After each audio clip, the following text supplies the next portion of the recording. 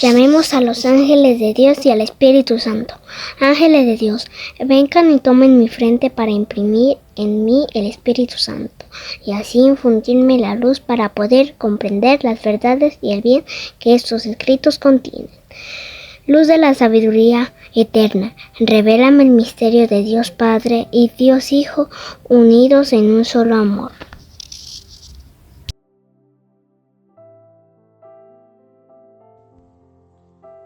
Nehemías, capítulo 12. Estos son los sacerdotes y los levitas que subieron con Zorobabel, hijo de Sealtiel, y con Josué, Seraías, Jeremías, Esdras, Amarías, Mayuc, Atus, Secanías, Rehum, Meremot, Idó, Ginetón, Abías, Miyamín, Maadías, Bilgá, Semaías. Además, Yoyarib, Yedaías, Salyu, Amok, Hilquías, Yedaías. Estos eran los jefes de los sacerdotes y de sus hermanos en tiempos de Josué. Levitas: Josué, Binui, Cadmiel, Serebías, Judá, Matanías, que dirigía con sus hermanos los signos de acción de gracias, y Babbuquías. Uní y sus hermanos les hacían coro en sus ministerios. Josué engendró a Joyaquín, Joyaquín engendró a Eliasib, Eliasib engendró a Joyadá, Joyadá engendró a Johanán, y Johanán engendró a Yadúa. En los días de Joyaquín, los sacerdotes cabezas de familia eran: de la familia de Seraías, Meraías; de la familia de Jeremías, Hananías; de la familia de Esdras, Masuyam; de la de Amarías, Jehohanán; de la de Mayuc, Jonatán; de la de Secanías, José; de la de Harim, Asná; de la de Meremot, Helcai; de la de Idó, Zacarías; de la de Ginetón, Mesuyam; de la de Abías, Sicri; de la de Meyamín, y de la de Maadías, Piltai; de la de Bilgá, Samúa; de la de Semaías, Jonatán; además de la de Yoyarib, Matenai; de la de Yedaías, Usí; de la de Sayú, Callai; de la de Amok, Eber; de la de Hilquías, Hasabías; de la de Yedaías, Natanael. En tiempo de Eliasib, Joyadá, Johanán y Yadúa, los cabezas de familias sacerdotales fueron registrados en el libro de las Crónicas, hasta el reinado de Darío el Persa. Los hijos de Leví, los cabezas de familia, fueron registrados en el libro de las Crónicas, hasta el tiempo de Johanán, nieto de Eliasib. Los jefes de los levitas eran Hasabías, Serebías, Josué, Binui, Cadmiel y sus hermanos, frente por frente para ejecutar los signos de alabanza y de acción de gracias, conforme a las instrucciones de David, hombre de Dios, en grupos alternos. Eran Matanías, Babcuquías, Abdías, y Mesuyam, Talmón y Acub, porteros. Montaban la guardia en los almacenes junto a las puertas. Estos vivían en tiempo de Joyaquín, hijo de Josué, hijo de Josadac, y en tiempo de Nehemías, el gobernador, y de Esdras, el sacerdote escriba. Cuando la dedicación de la muralla de Jerusalén, se buscó a los levitas por todos los lugares para traerlos a Jerusalén, con el fin de celebrar la dedicación con alegría, con cánticos de acción de gracias y música de címbalos, salterios y cítaras. Los cantores hijos de Leví se congregaron de la región circundante de Jerusalén, de los poblados de Netofatíes y de Bet Hagilgal, de los campos de Geba y de Asmavet, porque los cantores habían construido poblados alrededor de Jerusalén.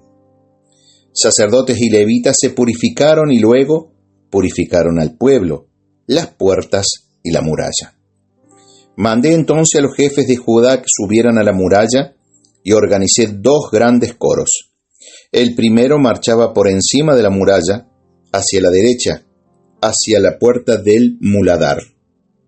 Detrás de ellos iban Oasías y la mitad de los jefes de Judá, Azarías, Esdras, Mesuyán, Judá, Benjamín, Semaías y Jeremías, elegidos entre los sacerdotes y provistos de trompetas, y Zacarías, hijo de Jonatán, hijo de Semaías, hijo de Matanías, hijo de Micá, hijo de Zacur, hijo de Asaf, con sus hermanos.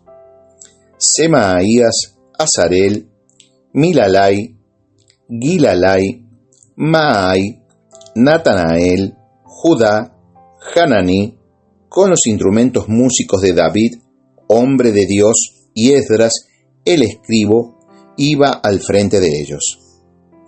A la altura de la puerta de la fuente, subieron a derecho por la escalera de la ciudad de David, por encima de la muralla, y por la subida de la casa de David, hasta la puerta del agua, al oriente. El segundo coro marchaba por la izquierda. Yo iba detrás, con la mitad de los jefes del pueblo, por encima de la muralla, pasando por la torre de los hornos hasta la muralla de la plaza, por encima de la puerta de Efraín, la puerta de los peces, la torre de Hananel, hasta la puerta de las ovejas. Se hizo alto en la puerta de la prisión. Luego los 2 coros se colocaron en la casa de Dios. Tenía yo mi lado a la mitad de los consejeros y a los sacerdotes Eliaquín, Maaseaías, Millamín, Micá, Elioenai, Zacarías, Hananías con trompetas, y Maaseaías, Semaías, Eleazar, Usí, Jehohanán, Malquillías, Elam y Eser. Los cantores entonaron su canto bajo la dirección de Yisrahías. Se ofrecieron aquel día grandes sacrificios y la gente se entregó a la algazara, pues Dios les había concedido un gran gozo. También se regocijaron las mujeres y los niños. Y el alborozo de Jerusalén se oía desde lejos. En aquel tiempo se puso al frente de los aposentos destinados para almacenes de las ofrendas reservadas, de las primicias y de los diezmos, a hombres que recogiesen en ellos, del territorio de las ciudades, las porciones que la ley otorga a los sacerdotes y a los levitas. Pues Judá se complacía en ver a los sacerdotes y levitas en sus funciones. Ellos cumplían el ministerio de su Dios y el ministerio de las purificaciones, junto con los cantores y los porteros, conforme a lo mandado por David y su hijo Salomón. Pues ya desde un principio, desde los días de David y de Asaf, había jefes de cantores y cánticos de alabanza y acción de gracias a Dios. Y todo Israel, en tiempo de Zorobabel y en tiempo de Nehemías, daba a los cantores y a los porteros las raciones correspondientes a cada día. A los levitas se les entregaban las cosas sagradas y los levitas entregaban su parte a los hijos de Aarón. Capítulo 13. En aquel tiempo se leyó a oídos del pueblo en el libro de Moisés, y se encontró escrito en él: el amonita y el moabita no entrarán jamás en la asamblea de Dios, porque no recibieron a los israelitas con pan y agua. Tomaron a sueldo contra ellos a Balaam para maldecirles, pero nuestro Dios cambió la maldición en bendición. Así que, en oyendo la ley, se excluyó de Israel a todo extranjero. Antes de esto, el sacerdote Eliasib había sido encargado de los aposentos de la casa de nuestro Dios. Como era pariente de Tobías, le había proporcionado un aposento espacioso, donde anteriormente se depositaban las oblaciones, el incienso, los utensilios, el diezmo de trigo, del vino y del aceite, es decir, las porciones de los levitas, los cantores y los porteros, y lo reservado a los sacerdotes. Cuando sucedía esto, yo no estaba en Jerusalén, porque el año 32 de Artajerjes, rey de Babilonia, había ido donde el rey, pero al cabo de algún tiempo el rey me permitió volver. Volví a Jerusalén y me enteré de la mala acción que había hecho Eliasib en favor de Tobías, preparándole un aposento en el atrio de la casa de Dios. Esto me desagradó mucho. Eché fuera del aposento todos los muebles de la casa de Tobías, y mandé purificar los aposentos y volver a poner en ellos los utensilios de la casa de Dios, las oblaciones y el incienso.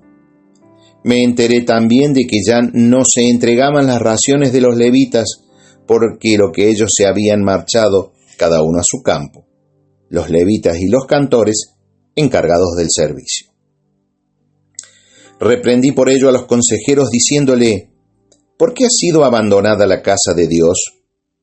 Luego los reuní de nuevo y los restablecí en sus puestos. Y todo Judá trajo a los almacenes el diezmo de trigo, del vino y del aceite. Puse al frente de los almacenes del sacerdote Selemías, al escriba Sadoc y Pedaías, uno de los levitas, y como ayudante a Hanán, hijo de Zacur, hijo de Matanías, porque eran considerados como personas fieles. Les incumbía distribuir las porciones a sus hermanos. Acuérdate de mí por esto, Dios mío, no borres las obras de piedad que yo hice por la casa de mi Dios y por sus servicios. Por aquellos días vi que había en Judá quienes pisaban los lágares en día de sábado. Otros acarreaban los haces de trigo y los cargaban sobre los asnos, y también vino, uva, higos y toda clase de cargas, para traerlo a Jerusalén en día de sábado. Les advertí que no vendiesen sus mercancías. En Jerusalén algunos tirios que habitan en ella traían pescado y toda clase de mercancías para vendérsela a los judíos en día de sábado.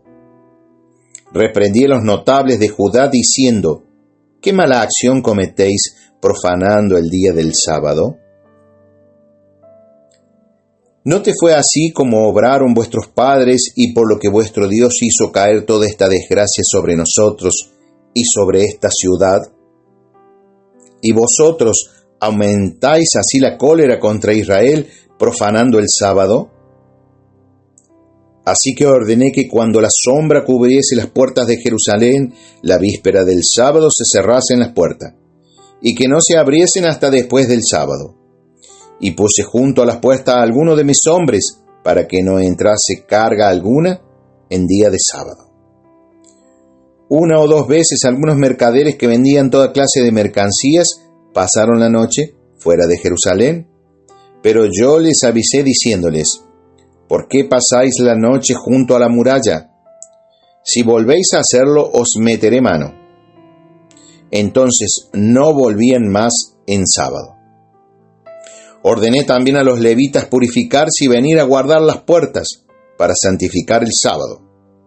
También por eso acuérdate de mí, Dios mío, y ten piedad de mí según tu gran misericordia.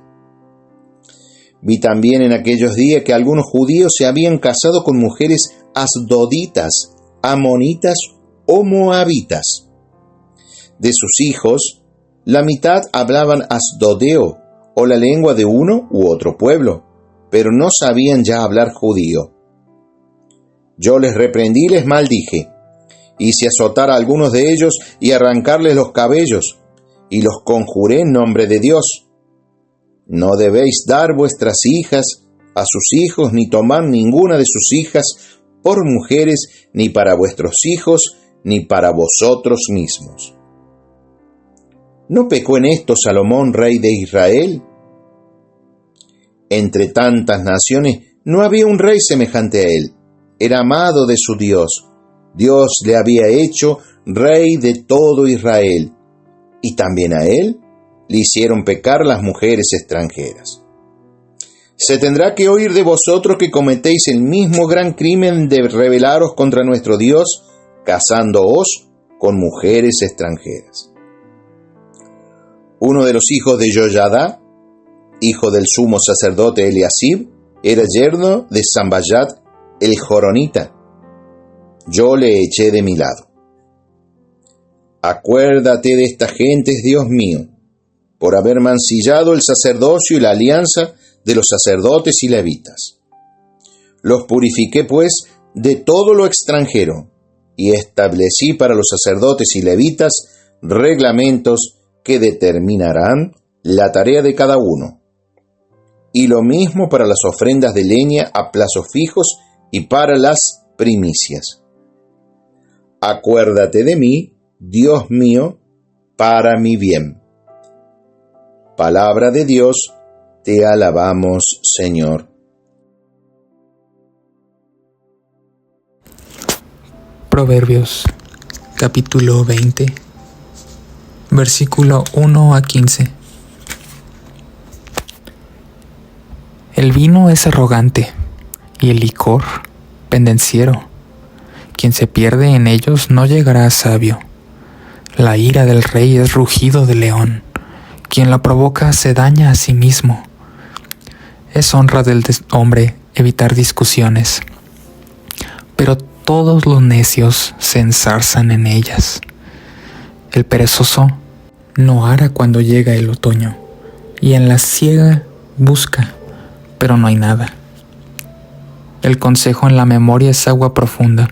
El inteligente sabe sacarla.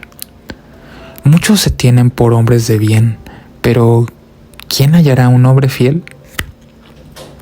El justo procede honradamente. Dichosos los hijos que le siguen. Rey sentado en el tribunal, con su mirada disipa todo el mal. ¿Quién puede decir, soy puro, estoy limpio de pecado? Pesos y medidas dobles son dos cosas que aborrece Yahvé. Ya con sus obras deja ver el muchacho, si su conducta será pura y recta. Oído que escucha y ojo que ve, ambas cosas las hizo Yahvé. No te entregues al sueño, que te empobrecerás. Abre tus ojos y te hartarás de pan. Malo, malo, dice el comprador, y cuando se va, se felicita. Abundan el oro y las piedras preciosas, pero lo más valioso son los labios expertos. Gloria al Padre, al Hijo y al Espíritu Santo, como era en el principio, es ahora y siempre, por los siglos de los siglos. Amén.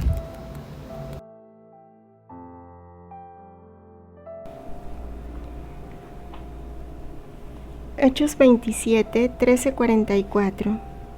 Soplaba ligeramente entonces el viento del sur y creyeron que podían poner en práctica su propósito. Levaron anclas y fueron costeando Creta de cerca, pero no mucho después se desencadenó un viento huracanado procedente de la isla, llamado Euroaquilón.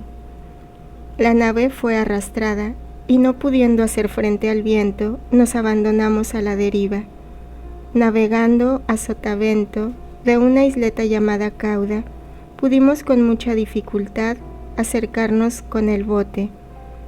Una vez izado el bote, se emplearon los cables de refuerzo, ciñendo el casco por debajo, y por miedo a chocar contra la sirte, se echó el ancla flotante.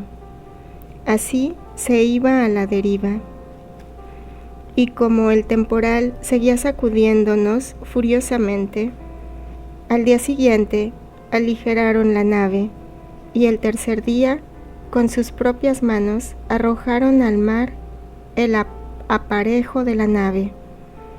Durante muchos días no apareció el sol ni las estrellas. Teníamos sobre nosotros una tempestad no pequeña. Toda esperanza de salvarnos iba desapareciendo. Hacía ya días que no habíamos comido. Entonces Pablo se puso de pie en medio de ellos y les dijo: Amigos, más hubiera valido que me hubierais escuchado y no haberos hecho a la mar desde Creta. Os hubierais ahorrado este peligro y esta pérdida. Pero ahora os recomiendo que tengáis buen ánimo. Ninguna de vuestras vidas se perderá, solamente la nave. Pues esta noche se me ha presentado un ángel del Dios a quien pertenezco y a quien doy culto, y me ha dicho: No temas, Pablo, tú tienes que comparecer ante el César, y mira, Dios te ha concedido la vida de todos los que navegan contigo. Por tanto, amigos, ánimo, yo tengo fe en Dios de que sucederá tal como se me ha dicho. Iremos a dar en alguna isla.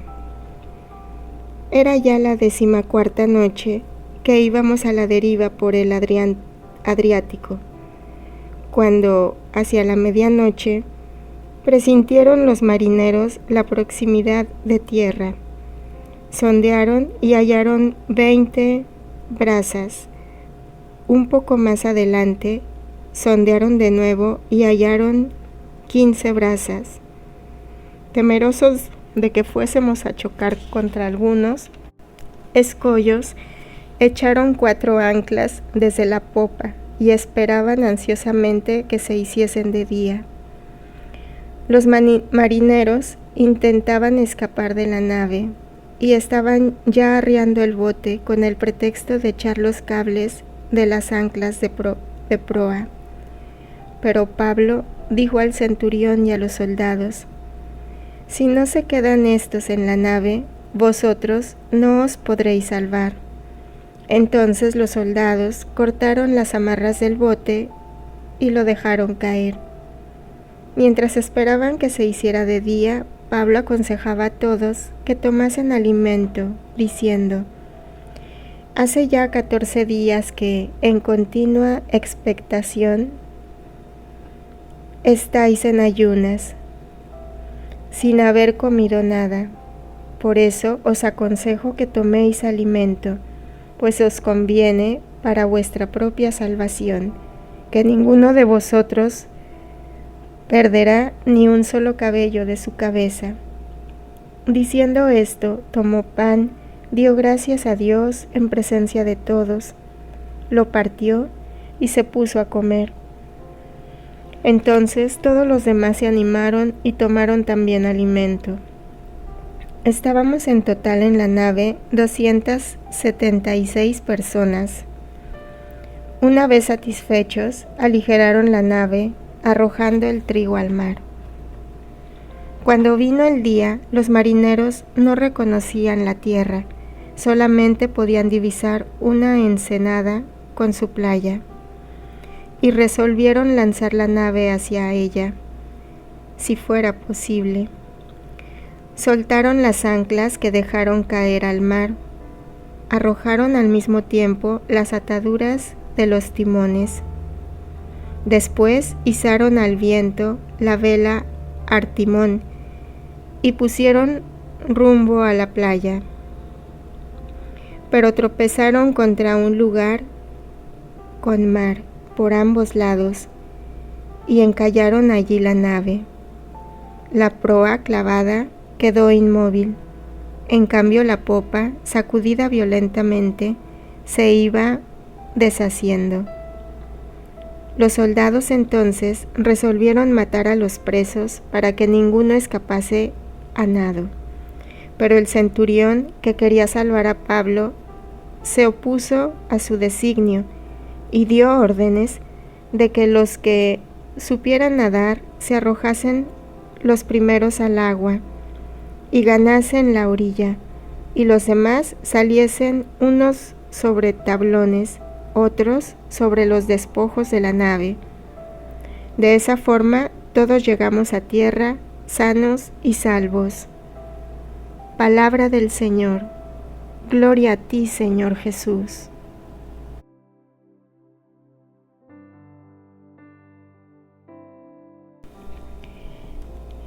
Reflexión, día 210. Uno de los peores sentimientos en el mundo proviene de sentirse atrapado y en peligro. Estar en un barco en medio de una larga tormenta de días, en mar embravecido, constantemente al borde del naufragio y ahogamiento, es una forma rápida de obtener esa sensación. San Pablo, sin embargo, en medio de esa circunstancia exacta, se mantiene firme en la fe. Él incluso recibe un mensaje de un ángel, garantizando su seguridad y la de todos a bordo, mientras que recuerda a los marineros: escucharme. No se detiene demasiado sobre ello, sino que les anima a tener buen ánimo. La presencia de San Pablo trae protección divina y orientación. Si adoptamos una perspectiva mundana cuando las tormentas golpean nuestra vida, podemos caer en pánico. El Señor no nos abandona en nuestra necesidad, sino que quiere guiarnos y estar cercano a nosotros en medio de las pruebas de la vida. La generación de Nehemías, en su afán por restablecer Jerusalén, debe tener una profunda confianza en el Señor, que simbólicamente representa reuniendo en alegría y agradecimiento, con instrumentos musicales y cantando para Dios, los alegró con un gozo extraordinario. ¿Confías en la alegría del Señor cuando los tiempos son difíciles?